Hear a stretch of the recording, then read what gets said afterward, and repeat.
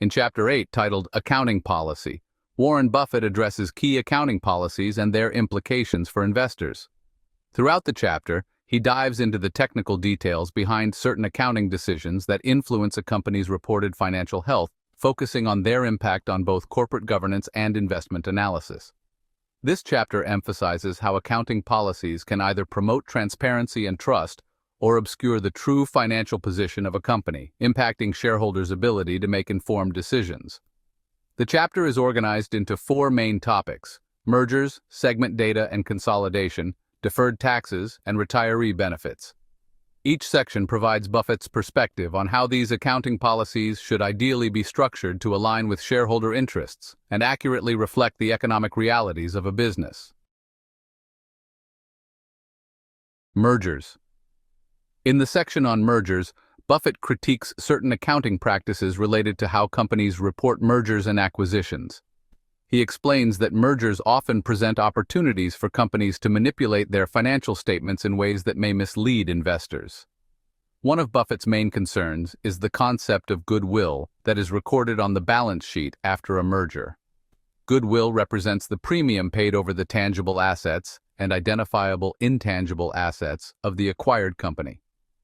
According to Buffett, companies sometimes use aggressive accounting tactics to inflate goodwill, which can distort the true economic value of the merged entity.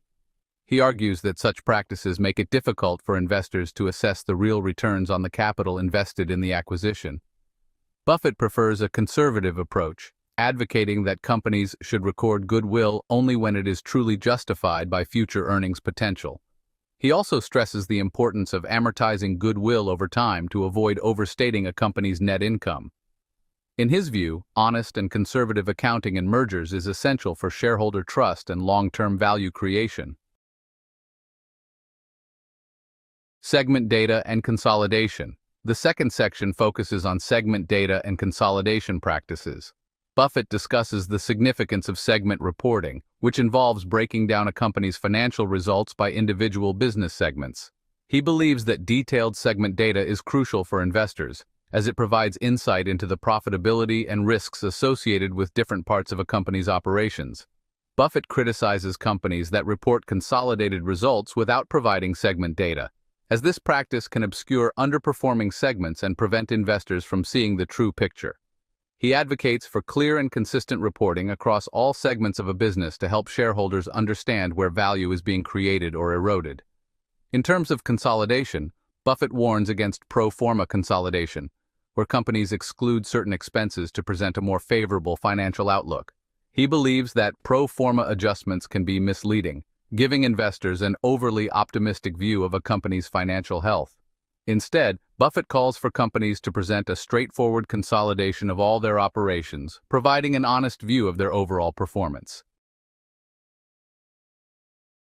Deferred taxes are another area where Buffett has strong views. Deferred taxes arise when there is a temporary difference between a company's tax liability as calculated under generally accepted accounting principles, or GAAP, and the amount it owes under tax laws. These differences can result from various factors, including depreciation methods, revenue recognition, and inventory valuation. Buffett argues that deferred taxes should be viewed as a real liability because they represent taxes that the company will eventually need to pay. He cautions against companies using deferred tax assets to artificially inflate their reported earnings. In his view, deferred taxes should not be manipulated to make a company's financial performance appear stronger than it actually is. Buffett's approach to deferred taxes aligns with his broader philosophy of conservatism in accounting. He emphasizes the need for investors to focus on owner earnings, which subtracts capital expenditures and includes deferred taxes, to get a more accurate picture of a company's cash-generating ability. The last section in this chapter discusses retiree benefits, specifically pensions and healthcare obligations. Buffett highlights the importance of accurately accounting for these benefits, as they represent significant future liabilities for many companies. He believes that companies should not underestimate these obligations, as doing so can lead to financial strain in the long term. Buffett points out that some companies use optimistic assumptions about investment returns and employee longevity to reduce the reported cost of retiree benefits. This approach can create a misleading picture of a company's financial health, as it underestimates the future cash outflows needed to meet these obligations. In his discussion of retiree benefits, Buffett stresses the need for conservative assumptions. He argues that companies should use realistic assumptions about factors like inflation and employee life expectancy to ensure they have adequate resources to meet their commitments. For Buffett, accurate accounting for retiree benefits is crucial for protecting both shareholders and retirees, as it ensures that the company is prepared for future obligations. Let's recap the chapter highlights. First, on mergers, Buffett critiques aggressive accounting practices, particularly around goodwill, and advocates for conservative, honest reporting to provide a realistic view of a company's financial health post-acquisition. Next, on segment data and consolidation, he emphasizes the importance of segment data for transparency, arguing that detailed segment reporting allows investors to see where a company is generating or losing value. He also cautions against the use of pro forma adjustments in consolidation.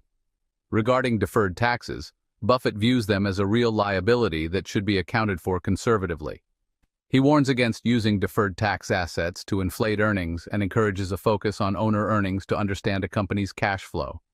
Finally, on retiree benefits, Buffett stresses the need for realistic assumptions in accounting for pensions and healthcare benefits, as underestimating these obligations can create financial strain and mislead investors.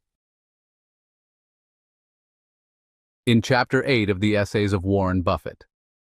Lessons for Corporate America. Warren Buffett provides a detailed examination of accounting policies that are crucial for accurate financial reporting. His emphasis on conservative and transparent accounting practices reflects his commitment to shareholder interests and long-term value creation. By scrutinizing mergers, segment data, deferred taxes, and retiree benefits, Buffett underscores the importance of integrity in financial reporting. For Buffett, responsible accounting practices are essential for building trust with shareholders and ensuring a company's long-term financial health. He advocates for honest reporting that reflects the true economic reality of a business, allowing investors to make well-informed decisions. His insights in this chapter serve as a valuable guide for investors seeking to understand the financial statements of companies and navigate the complexities of corporate accounting policies.